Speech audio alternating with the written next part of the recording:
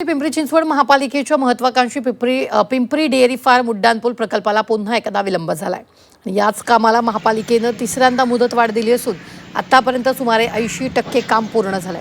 पावसामुळे कामाचा वेग मंदावलाय, त्यामुळे ठेकेदार कंपनीला नोटीस बजावत दिरंगाईबाबत खुलासा मागवण्यात आलाय।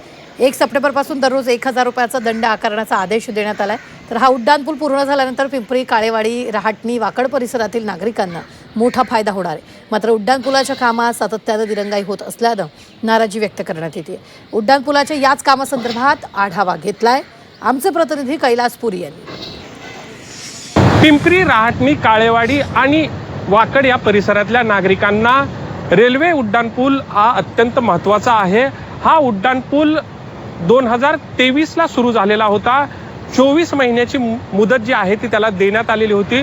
मात्र 2 वर्ष झालं तरी हा उड्डाणपूल जो आहे तो अजूनही तयार झालेला नाही। तिसऱ्यांदा हा जो ठेकेदार आहे त्याला ही मुदतवाढ जी आहे ती देण्यात आलेली आहे।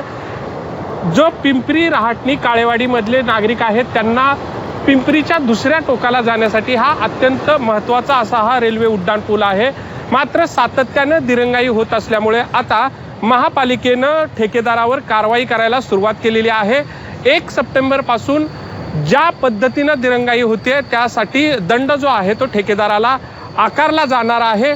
लवकरात लवकर काम पूर्ण व्हावं अशी नागरिकांची अपेक्षा आहे। मात्र ज्या पद्धतीने या कामामध्ये विलंब होतोय त्यामुळे आणखी किती दिवस या पुलाला लागणार असा प्रश्न जे आहे ते संतप्त नागरिक विचारत आहेत। कैलासपुरी, झी मीडिया, पिंपरी चिंचवड।